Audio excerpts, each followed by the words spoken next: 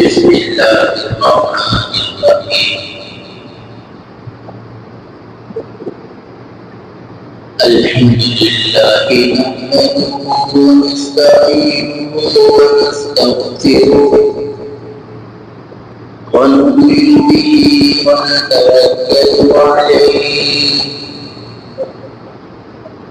ونعوذ بالله من شرور أنفسنا ومن سيئات أعمالنا من يهده الله فلا مضل له ومن يضلله فلا هادي له ونشهد أن لا إله إلا الله وحده لا شريك له ونشهد أن سيدنا وسندنا وحبيبنا وإمامنا ومولانا محمدا عبده ورسوله صلى الله عليه وعلى آله وصحبه وبارك وسلم تسليما كثيرا أما بعد قابل قدر من داعي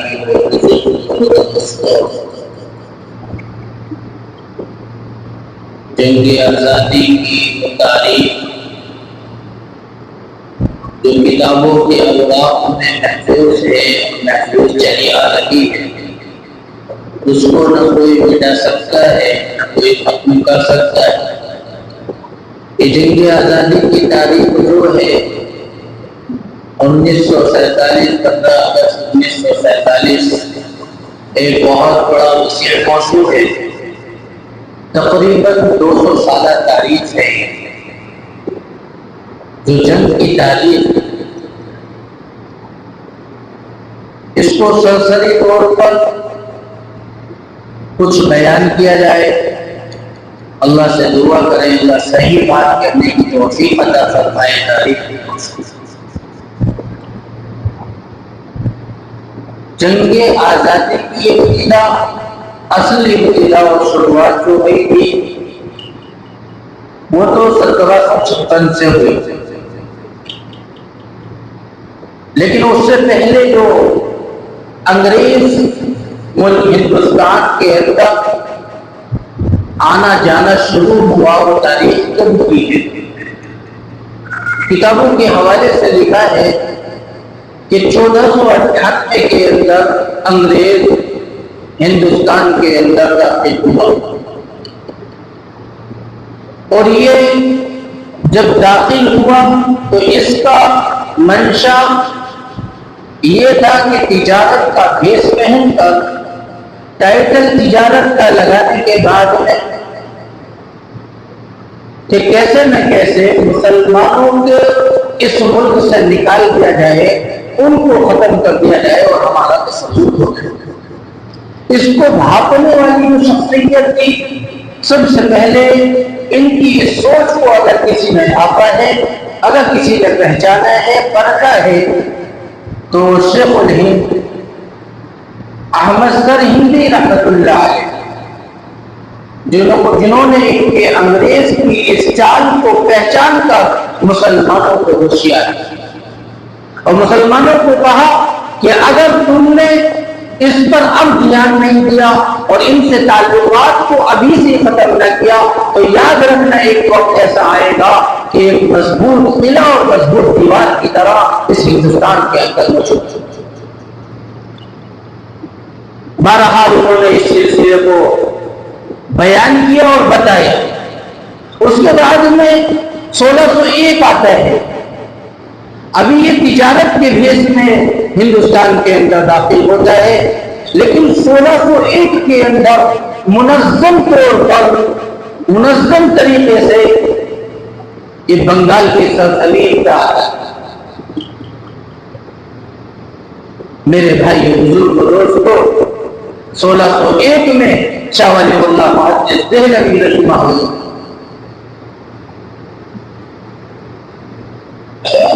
اس کے بعد میں جب اس نے اپنے تسلط کو بنگال کی سرزمین پر جمانا چاہا اور مقابلہ کیا ولی عہد رحمت اللہ علیہ، ان سے لڑائی ہوئی انگریزوں کی۔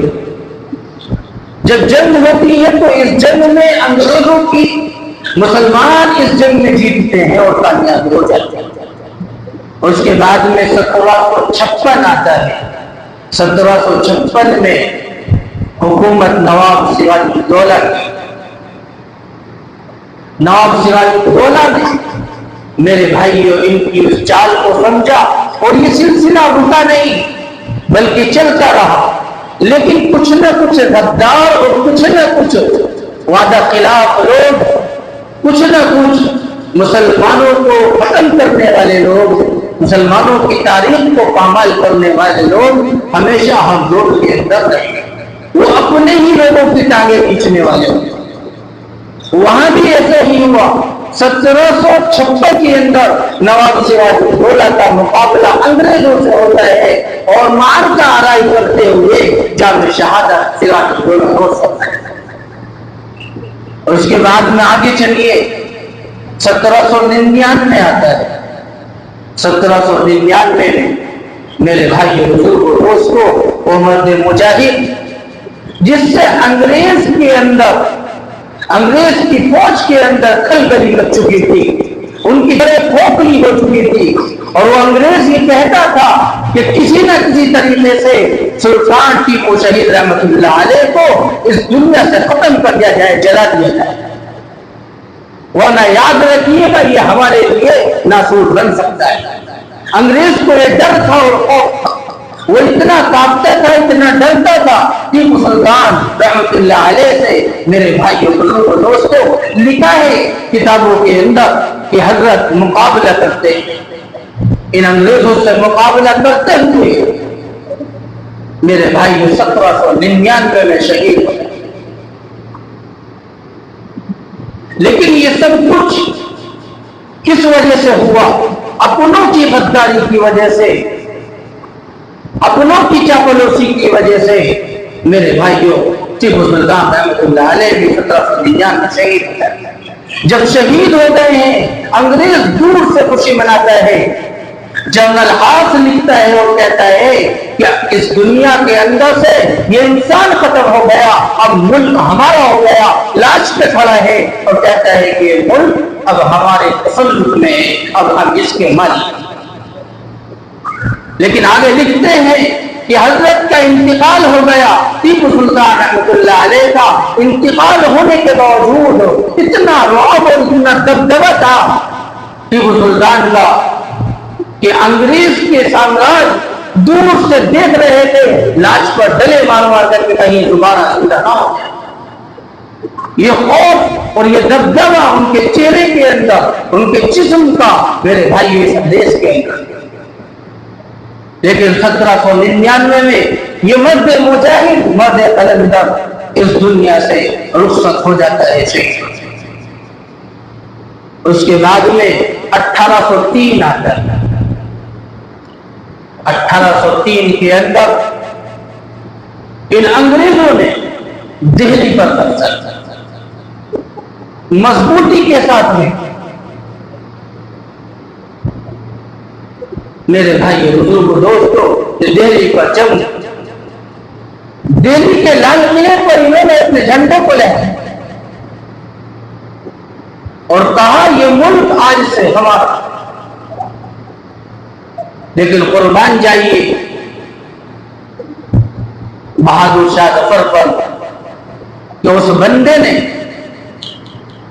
ان لوگوں سے مقابلہ کرنے میں کسر نہ چھوڑی، اور ان لوگوں نے یہ کہا کہ بھی آپ کو صرف دہلی کا یہ علاقہ صرف جامع مسجد کا علاقہ ملا ہوا ہے، آپ کسی کے مالک نہیں ہیں، پوری دہلی کے ہم مالک۔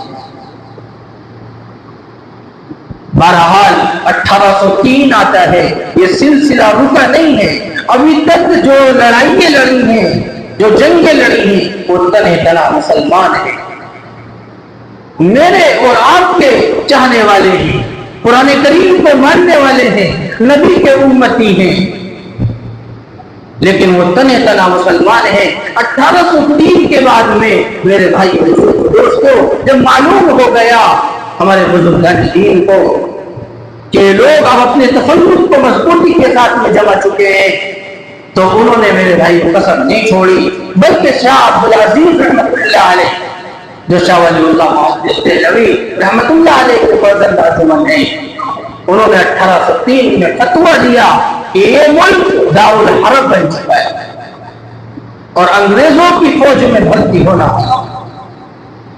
یہ فتویٰ ایسے آگ کی طرح پورے ملک کے اندر، پورے ہندوستان کے اندر ایسے پھیل گیا تھا، پوری دنیا کے اندر یہ فتویٰ پھیل چکا، لیکن حضرت زیادہ دن زندہ نہ رہے، فتویٰ دیا۔ فتویٰ دینے کے بعد میں لوگ اٹھے اور 1813 یا 1831 کے اندر بالا کوٹ کا معرکہ ہوتا ہے، بالا کوٹ میں پہنچتے ہیں اور بالا کوٹ کے معرکے کے اندر لڑائی لڑتے ہیں، جنگ کرتے ہیں۔ شاہ اسماعیل شہید رحمت اللہ علیہ اور شاہ احمد شہید رحمت اللہ علیہ اور ان کے ساتھی، ان کے رفقا وہاں پہنچتے ہیں، اس میں کچھ علماء بھی ہیں وہ بھی وہاں پہنچتے ہیں، سب جماعت وہاں پہنچتی ہے، مارکا رائی ہوتی ہے، جنگ ہوتی ہے، وہاں یہ لوگ جنگ شہادت نوش فرما جاتے ہیں، بلاخر یہ وہاں بھی کامیاب نہ ہو سکتے۔ میرے بھائیوں بزرگوں دوستوں، اس کے بعد میں 1831 کے بعد میں 1857 آتا ہے اور یہ 1857 جو ہے تاریخ کے اندر لکھا ہے کہ اس کے اندر تقریباً 2 لاکھ مسلمانوں کو شہید کیا گیا اور ان میں سے 2 لاکھ مسلمانوں میں سے 56,000 یا 51,000 علماء کرام میں سے۔ معلوم یہ ہوتا ہے کہ تقریباً 1 صدی یہ مسلمانوں کی لڑائی، صرف اس میں مسلمانوں نے اپنے کردار کو، اپنی جان کو، اپنے مال کو، اپنی عزت کو، اپنی آبرو کو، اپنے بچوں کو، اپنی اولاد کو، خود اپنی جانوں کو قربان کیا، لیکن کس لیے کیا؟ اس ملک کو آزاد کر۔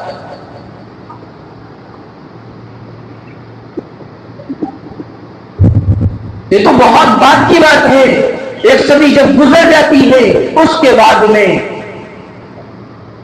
اہل وطن ساتھ میں آتے ہیں۔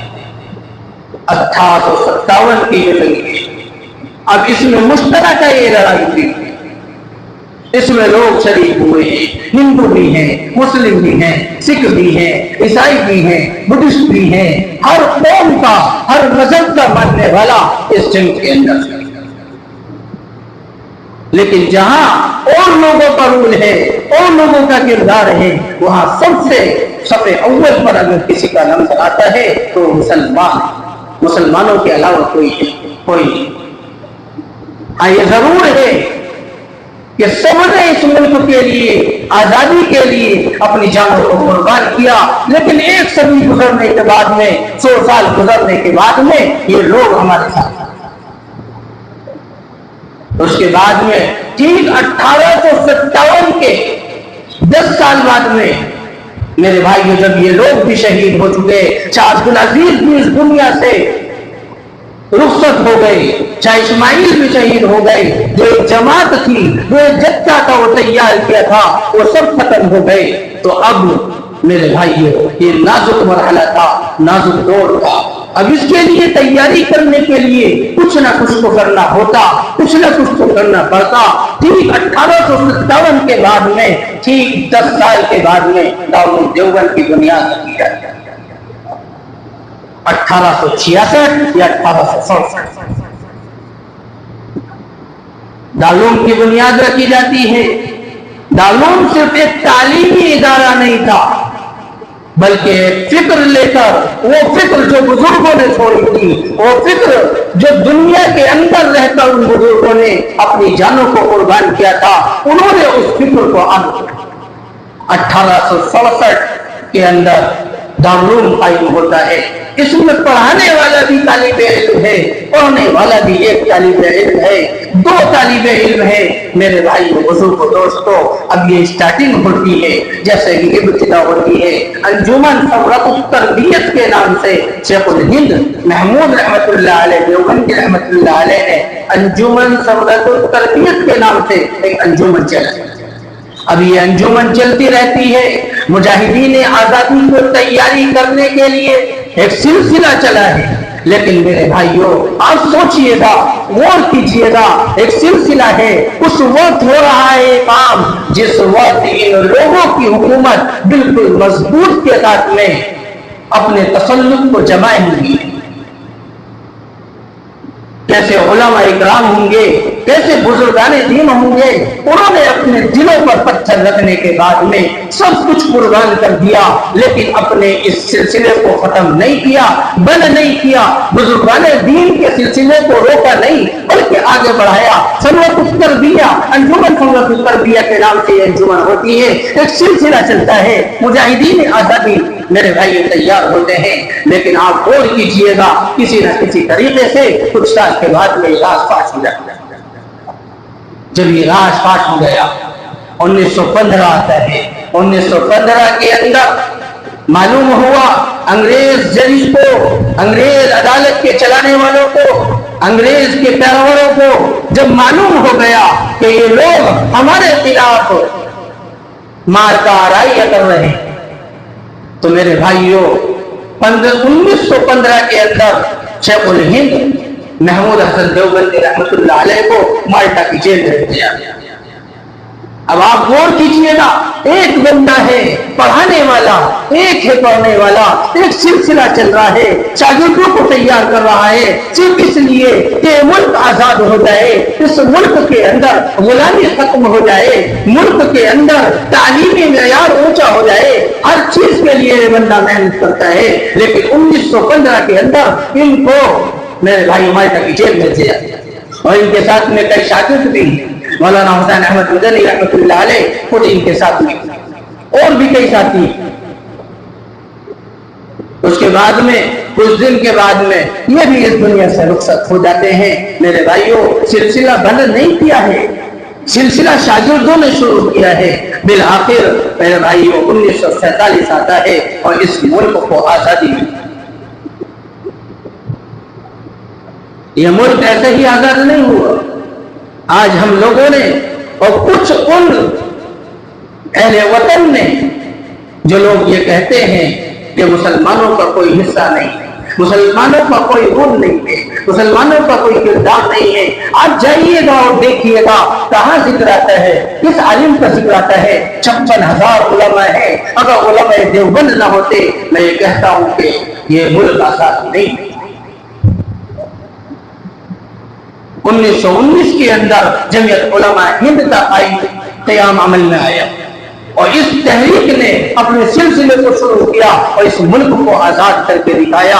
और वो आजादी करके दिखाई कि हर बाशिंदा मुल्क, हर बाशिंदा मुल्क के अंदर रहने वाला आसानी के साथ में, इत्मीनान के साथ में, अपने घर के अंदर, अपने बाहर के अंदर, कारोबार में, मुआश में हर एतबार से आजादी की जिंदगी गुजारे। लेकिन मेरे भाइयों, आज वही दौर शुरू हो गया है। तकरीबन 77 या 78 साल हो चुके हैं मेरे भाइयों आजादी के। और वो आजादी का वो जो दौर था, जितनी तकलीफें, जितनी परेशानियां, जितनी मशक्कतें उन अंग्रेजों ने मुसलमानों को दी है या इस कौम को दी है और बिरादराने वतन को दी थी, उससे कहीं ज्यादा अब इस वक्त, इस हालात में, इस दौर के अंदर परेशानी और मशक्कतें दी जा रही। आप उठाइएगा, तारीख को मालूम हो, गौर कीजिएगा ये क्या नतीजा है, किसका नतीजा है। कुछ नफरत फैलाने वाले लोग, कुछ इस मुल्क के अंदर ऐसे लोग जो मुल्क के अमन को खत्म करना चाहते हैं, मुल्क की सालमियत को खत्म करना चाहते हैं, मुल्क की बका को खत्म करना चाहते हैं, आपस के इत्तेहाद को तोड़ना चाहते हैं। वो ये कहते हैं कि अंग्रेज ने आजादी की थी, लेकिन आजादी अब ये नहीं है। आजादी ये है कि हम मुसलमानों पर जुल्म करेंगे, हम एक अहले वतन पर, हम एक बोझ बिरादरी वाले पर, मजहब मुसलमानों से अलावा हिंदू मजहब पर, सिख मजहब पर जिसको कमजोर समझेंगे पकड़ कर उस पर जुल्म करेंगे। यही आजादी थी। क्या ये आजादी? आज ये आजादी है कि मुसलमानों को मारा जा रहा है, गैरों को मारा जा रहा है, सब पर जुल्म किया जा रहा है। ये मुल्क पिस रहा है। पूरे दुनिया के अंदर इस मुल्क की सालमियत को खत्म करना मेरे भाइयों, एक फिरका, एक वो इंसान, एक वो जमात जिसके दिमाग में अंग्रेजों की चाल है, जिसके दिमाग में अंग्रेजों की ज़हनियत भरी हुई है, जिसके खून के अंदर उनका खून दौड़ता हुआ नजर आता है, वो चाहते हैं कि इस मुल्क के अंदर इस मुल्क की सालमियत को फिर दोबारा खत्म कर दिया जाए। मुल्क के अंदर जो अमन है, जो सुकून है, जो वकार है, उसको पामाल कर दिया जाए और फिर वैसे ही वो दौर आ जाए जो 77 साल पहले, 78 साल पहले अंग्रेजों का हाल था। आज वही दौर से मेरे भाइयों, बिरादराने वतन गुजर रहे। इसके लिए हमें क्या करना है? इसके लिए हमें यही करना है कि हम फिर अपने इस मुल्क के लिए, अपनी आजादी के लिए जिस तरीके से हमें झंझोड़ा जा रहा है, जिस तरीके से हमें अपने शिकंजे में जकड़ा जा रहा है, हम फिर दोबारा से अपनी आवाज को बुलंद करें और अपनी आवाज को उठाएं कि जान तो चली जाएगी। बुजुर्गों ने अपनी जानों को कुर्बान कर दिया। मेरे भाइयों, किताब के अंदर लिखा, मिस्टर टॉमिस कहता है कि चलते हुए तेल के अंदर, चलते हुए कड़ाहों के अंदर उलमा को लेकर आया जाता था, बिल्कुल नंगा कर दिया जाता था। उसके बाद में इन उलमा को इन जलते हुए कड़ाहों के अंदर डाल दिया जाता था।